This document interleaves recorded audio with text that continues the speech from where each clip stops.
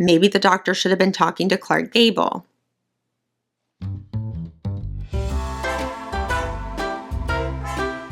Hello and welcome. I'm Ashley and this is Beauty Biography, now complete with a nice lisp. Yes, I just recently got Invisalign, so please bear with me a little bit as I try to adjust my speech patterns to these braces. It's a little bit of an adjustment, but this is the price we pay when we don't wear our retainers as teenagers and then have to fix our teeth when we're 30. Every Friday here on my channel, we explore the life of an iconic beauty while creating an inspired makeup look. Woo-woo.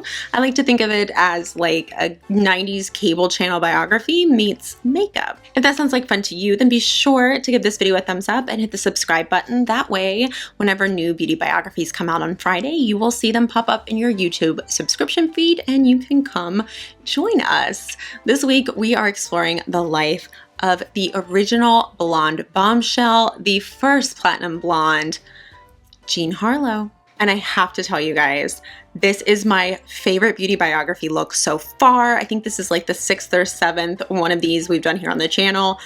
I'm obsessed. I feel all kinds of ways today. A little bit of an adjustment with this lip and the Invisalign. If I get a little bit of lipstick on my teeth, oops, but still, come on. All right, let's talk all about Jean Harlow. The beautiful woman that we all know as Jean Harlow was actually born Harlene Harlow Carpenter in Kansas City, Missouri. Her father was a dentist named Montclair Carpenter, and her mother was a wealthy socialite named Jean Harlow.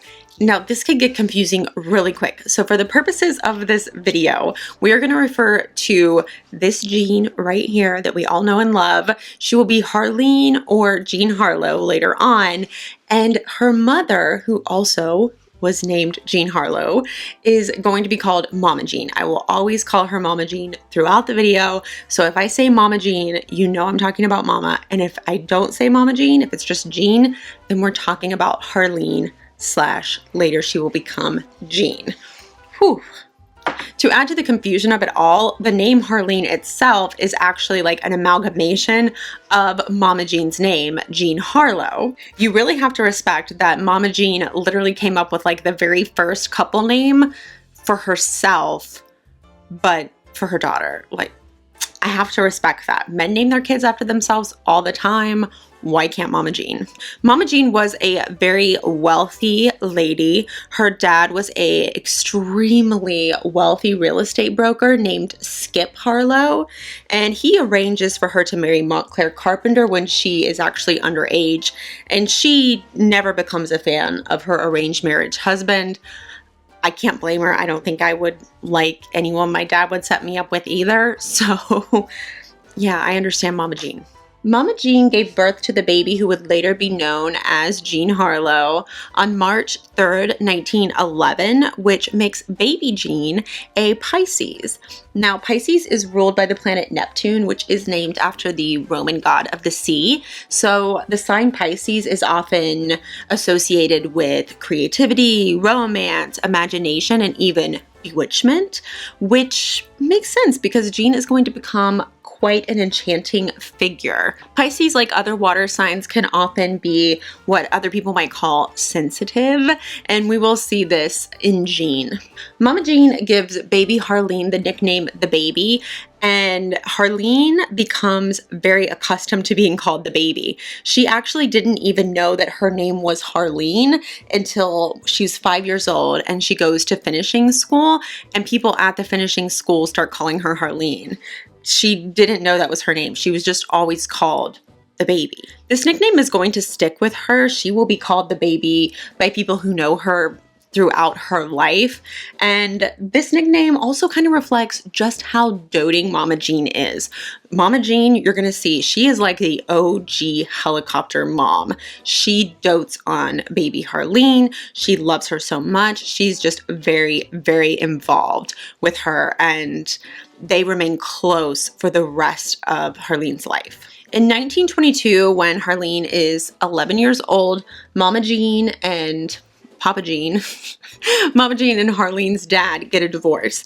And the next year, Mama Jean is 34 years old and she decides, I want to become a famous actress. So she and Harlene move to Hollywood.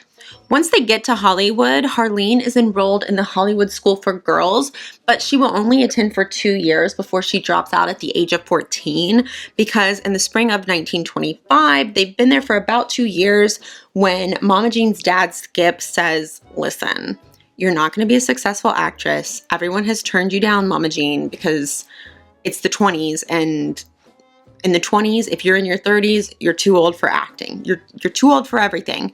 So it's not really working out. And Skip, Mama Jean's dad, says, I am going to cut you off financially if you do not come back. And Mama Jean does not want to be destitute and poor. Not a good time for that. The social safety nets in our country were not very good in the 1920s. So obviously she says, okay, and Mama Jean and Harlene go back to Kansas City. Shortly after they return to Kansas City, Skip sends his granddaughter Harlene to summer camp in Michigan.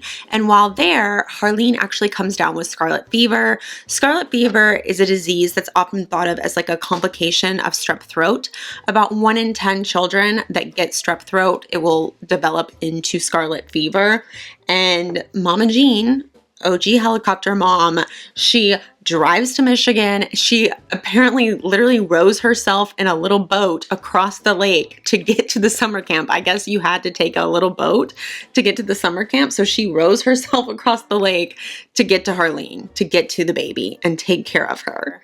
Harlene does recover from scarlet fever, and that fall, Mama Jean enrolls her at the Ferry Hall School in Forest Park, Illinois. Now, the reason Mama Jean wants to move to Illinois is because she has a new boyfriend who lives in Chicago. So this school is very close to her new boyfriend, so that way she can be living with her new boyfriend and also still be close to Harlene. Mama Jean is not the only one who is finding love in the Windy City, because in 1926, Harlene's big sister at school, which is like a mentor, basically like a peer mentor, maybe someone a year or two older than her, she introduces Harlene to Charles Chuck Fremont McGrew III, which, if you can't tell by the name, he had money. He was wealthy. People with names like that tend to be wealthy. So he is the heir to a pretty large fortune. So he and Harlene get pretty serious pretty quick. And when she is 16 and he is 20, they elope. Only 2 months after they get married, he turns 21. And along with turning 21, he also inherits a nice little portion of his inheritance. So he has an idea, let's move to Hollywood and just be wealthy people of high society. So that's what they do. The year is 1928, and it's not very surprising that a big part of being high society is heavy drinking, and they're both really good at that. So yeah, lots of drinking, lots of being wealthy. Not long after moving to Hollywood, Harlene befriends a girl named Rosalie Roy. Rosalie wants to be a famous actress, but in order to be a famous actress, she has to go on auditions to try to get parts, but she doesn't have a car. So she asks Harlene to drive her to an appointment at Fox Studios, and Harlene is a good friend and a wealthy friend who owns a car, and she says, okay, sure, I'll drive you.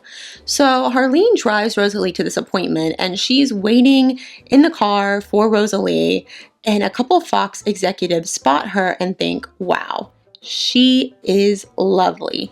They go over and talk to her. They're like, you should really go into central casting. You know, we can get you, you can be extra, you can get parts. You would be great. You have the great look for it, because, I mean, she's wealthy, and wealthy people tend to look nice because they have the money to take care of themselves, especially back then. Harlene is really not interested in acting. She's like, yeah, no, thank you. I'm happy just being a rich socialite. I don't need to work.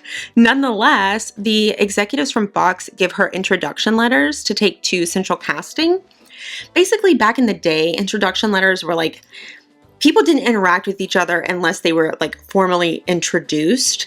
And for acting, at least, if you wanted to go to central casting, You could maybe get in if you were just super special, but generally you needed to have some kind of introduction letter from a studio saying, you know, we are introducing this person to you, you know, give them a screen test.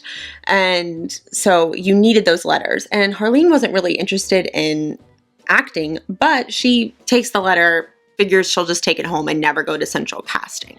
A few days later, though, Rosalie is kind of picking on Harleen, and she's like, you know, you're too chicken. That's why you won't go audition, because you're just a chicken.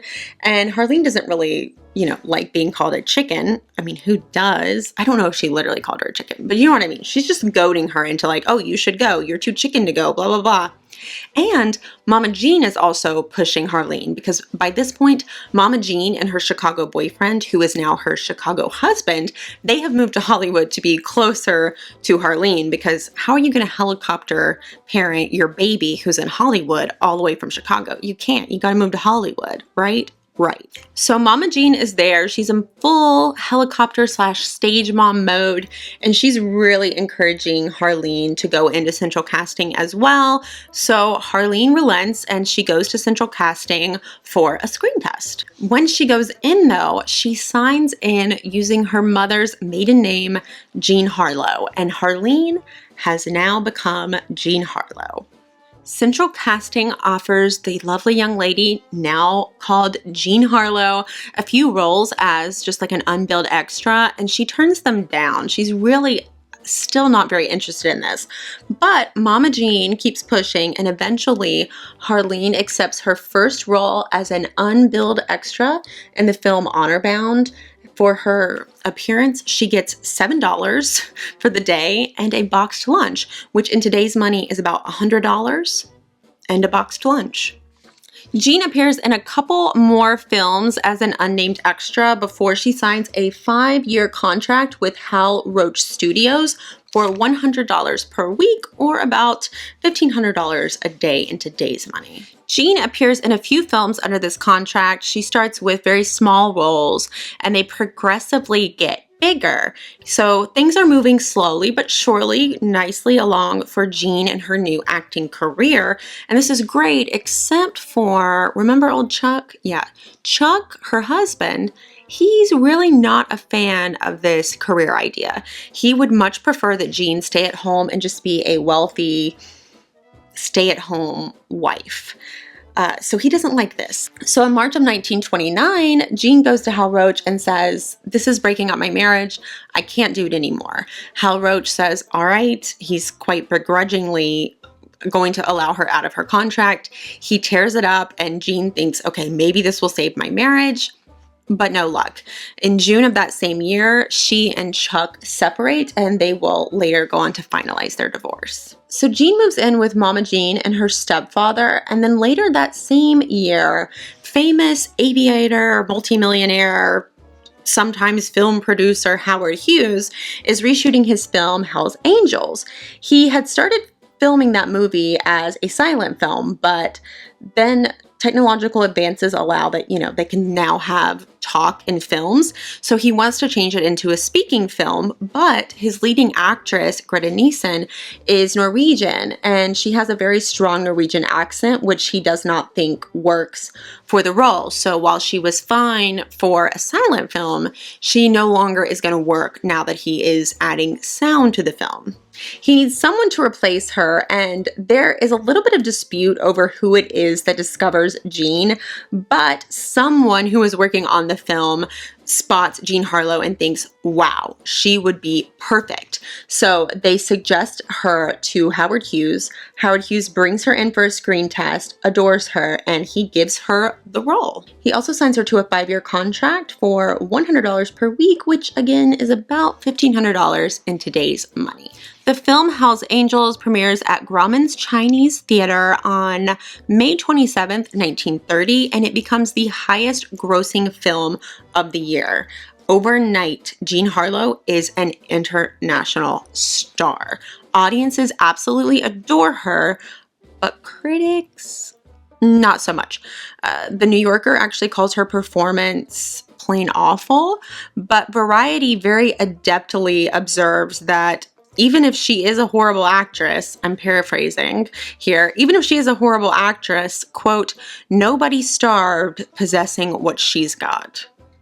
Basically, she's attractive. Like, she may not be really great at acting, but she looks really nice.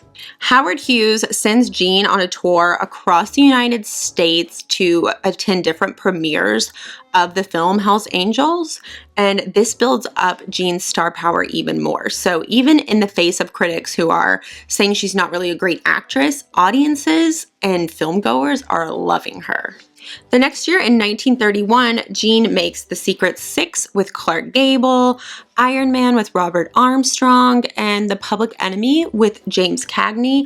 All of these films are moderate to big successes at the box office, but again, Jean's acting ability is kind of panned by critics. Jean briefly dates a mob boss named Abner Zwillman, and he gives her a red Cadillac and also bribes Harry Cohn of Columbia Pictures into giving Jean a 2-film contract. Now, even though the romance between Jean and Abner is short-lived, she gets to keep the Cadillac and the 2-film deal with Columbia. Her first film with Columbia is a Frank Capra film that was originally titled Gallagher, but is renamed Platinum Blonde to capitalize on all the hype surrounding the platinum blonde shade of Jean Harlow's hair. This was a term that Howard Hughes had coined for her hair to promote her. Jean actually often denied that she bleached her hair, but pretty obviously she did. Her hair was naturally ash blonde, and most accounts say that she was able to get her hair that platinum blonde color by weekly applying a mixture of ammonia, Clorox, and some soap flakes.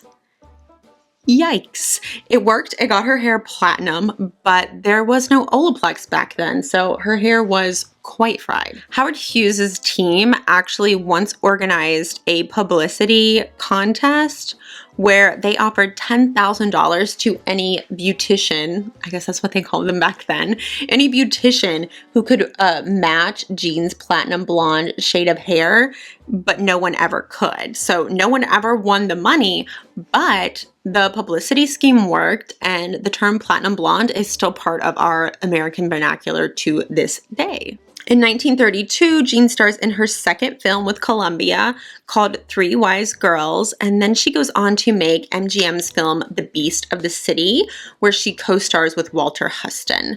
Now, after filming The Beast of the City, Jean is booked for a 10-week personal appearances tour across the East Coast. So they're gonna have her tour all these different cities on the East Coast, up and down the East Coast, appear at theaters, and they don't expect it to be as successful as it is, but it is wildly successful. She packs every single theater that she goes to, and even though critics are still mocking her at this point, the American people are not. They are showing up in droves to see her at these appearances, and they actually have to extend the tour by 6 weeks because it's just so popular that they want to capitalize on it. By this time, Jean is dating producer and director Paul Byrne, who she had met while filming Hell's Angels, and Paul is one of the very few people who is taking Jean very seriously as an actress, as an artist. He really believes, and rightfully so, that she has a very natural comedic talent that, you know, should be capitalized on.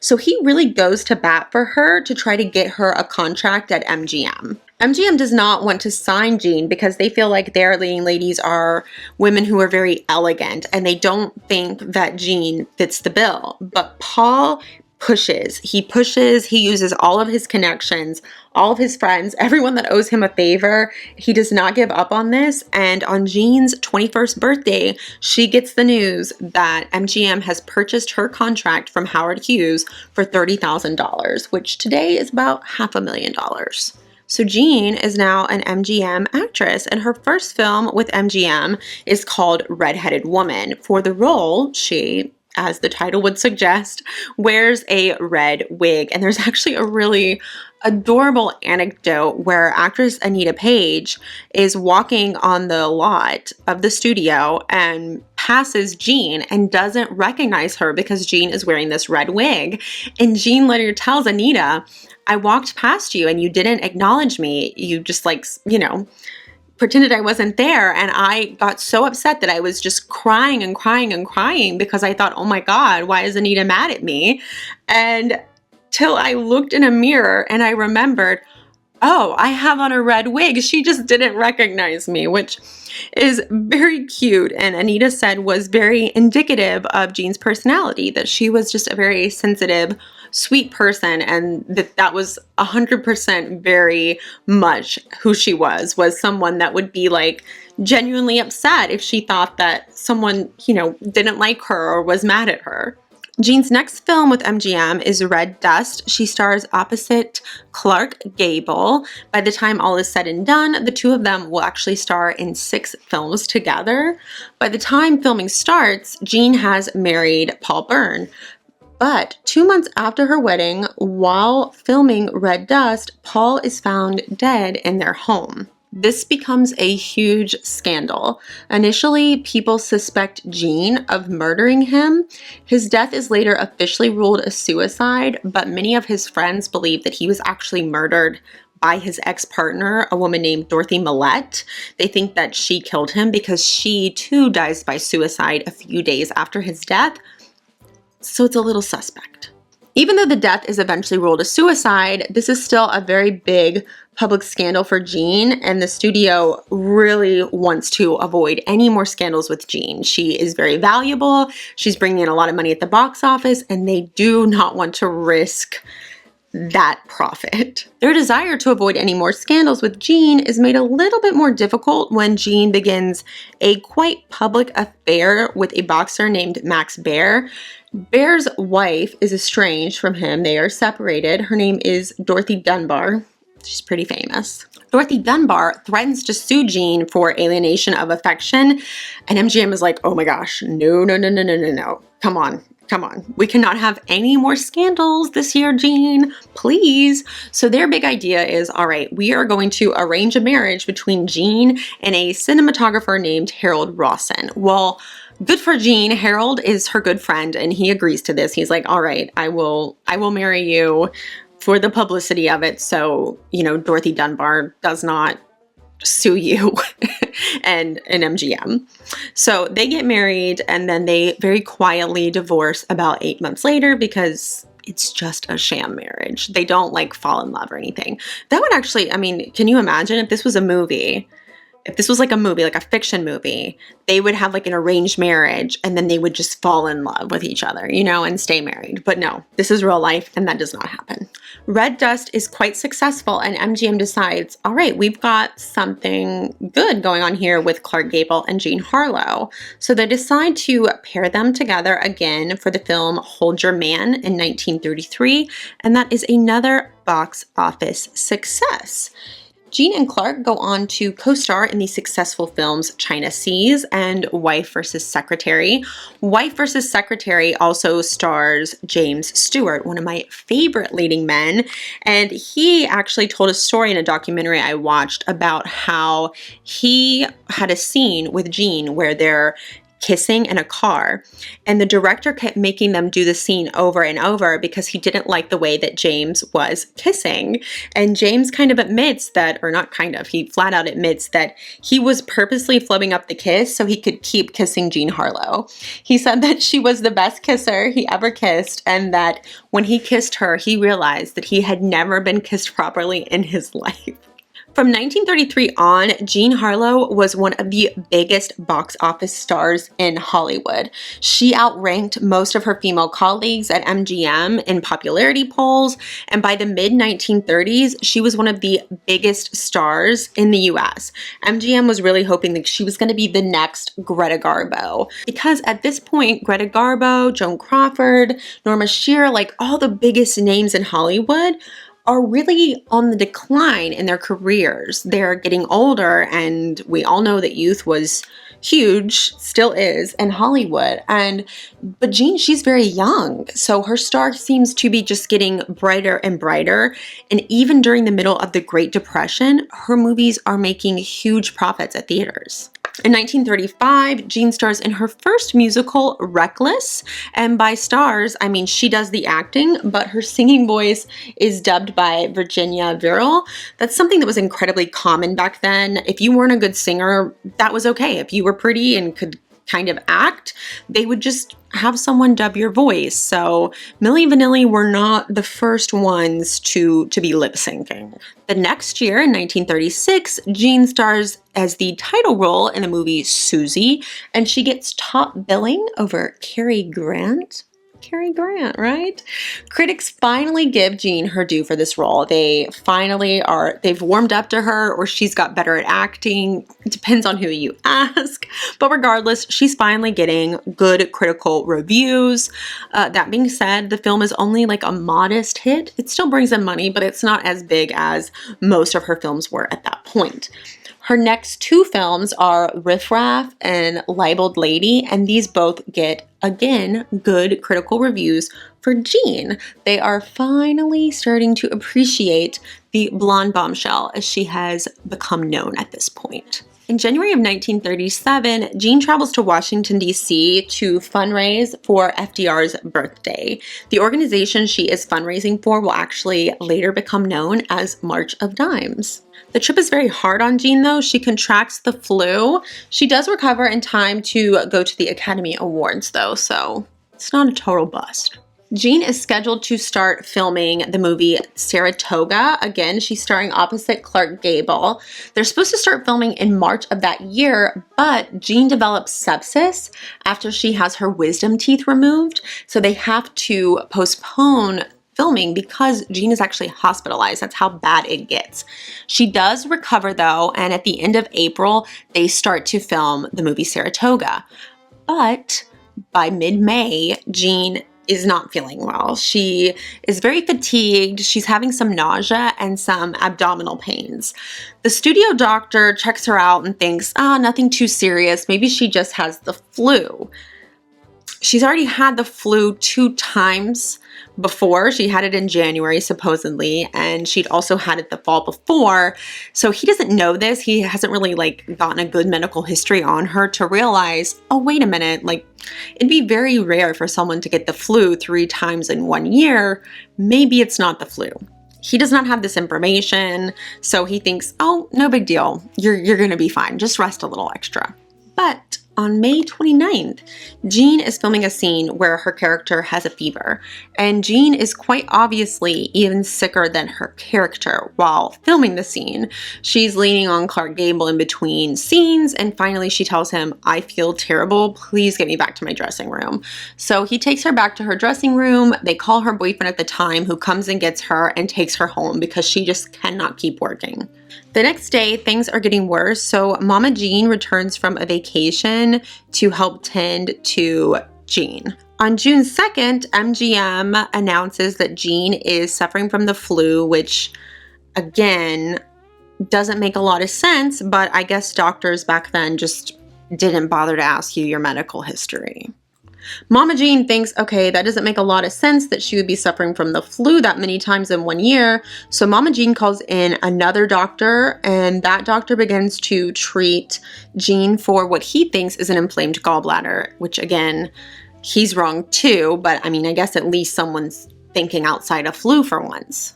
Jean's coworkers on the film Saratoga think that she is going to return to work, and when she doesn't, they're all quite worried. So Clark Gable, he goes to Jean's house to visit her, and when he gets back to set, he tells everyone that Jean is very bloated and that she has the smell of urine on her breath, like her breath smells like pee-pee. And apparently those are signs of kidney failure. Maybe the doctor should have been talking to Clark Gable. Mama Jean calls in yet another doctor. This one is named Dr. Leland Chapman. And Leland over here is a better doctor than the first two because he figures out, no, this is not the flu. This is not a gallbladder disease. This is the final stages of kidney failure. Good that he figured it out, yes, but unfortunately, it's a little too late. On June 6, 1937, Jean is taken to Good Samaritan Hospital in Los Angeles, where she slips into a coma. The next morning at 11:37 a.m. on June 7, 1937, Jean Harlow dies at the age of 26 years old, which is depressing. There is speculation for years about Jean's death. There are rumors that Mama Jean refused to call a doctor because she was a Christian Scientist. There are rumors that Jean herself refused a surgery that she needed or refused to be hospitalized, but this is not true. Jean had been attended to by a doctor throughout her illness, and she had many nurses like in the home caring for her around the clock as well. So she was getting medical treatment. They didn't catch what it was in time. Her death was tragic and certainly preventable, but again, they just didn't catch it in time. Because her death was so unexpected and because she was so young and because she was at the peak of her career, her death was extremely tragic to many people. It deeply affected her fans. Hollywood was just in shock about losing her. She really was at the height of her career, and this was completely unexpected. This was not something that anyone saw coming. An MGM writer would later go on to say that the day that baby died, there wasn't one sound in the commissary for 3 hours. Spencer Tracy wrote in his diary, Jean Harlow died today. Grand gal. And MGM closed on the day of Jean's funeral, June 9th, 1937. Jean Harlow lies in rest in the Great Mausoleum at Forest Lawn Memorial Park in Glendale in a private room of multicolored marble. She was interred wearing the gown she wore in Libeled Lady, with a white gardenia in her hand and a note from her then boyfriend, William Powell, that said, "Good night, my dearest darling." The inscription on her crypt reads, "Our baby." When Mama Jean passed in 1958, she was interred in the same room as Jean. Jean's legacy is so far-reaching that it could be an entire video to cover all the parts of her legacy that live on today. A few of my favorites are, of course, the terms blonde bombshell and platinum blonde. Jean was also a huge influence on Jane Mansfield and Marilyn Monroe. Both of them would often speak of the influence that Jean had on them. She also influenced America's Next Top Model alum Winnie Harlow. Winnie took inspiration from Jean to adopt the last name Harlow. She said she loved Marilyn Monroe and Jean Harlow, and she felt like Marilyn Monroe would just be too, using the last name Monroe would just be too obvious, so she went with Harlow. So I'm not gonna lie, you guys, when I got to the end of my research of Jean Harlow last night, I cried. She was such a sweet girl, and 26, so incredibly young for her to be gone. And I think what really made me the most sentimental was the fact that critics mocked her for most of her career. It was only towards the very end of her career that they actually appreciated her or gave her any kind of credit for her talent. And it's kind of heartbreaking to think that she didn't get to live to see the incredible impact that she had. I mean, her legacy is so far-reaching to be such a big influence for Marilyn Monroe. Even to this day, Jean Harlow is just a classic icon. And I like to think that, you know, energy can't be destroyed. So her energy is still here. And I really, really, truly hope that there is just some way that she can feel all the admiration that there is for her. Thank you so much for spending a little bit of time with me today. This was honestly, I think, my favorite beauty biography to research so far. So I really, really genuinely hope you enjoyed it. Please let me know in the comments below if you have any fun facts or things you want to share about Jean, maybe things that I missed. I would love, love, love to hear them. Also, you can let me know who you would like to see in the next beauty biography. I hope to see you then, but until then, you take care of yourself. Bye.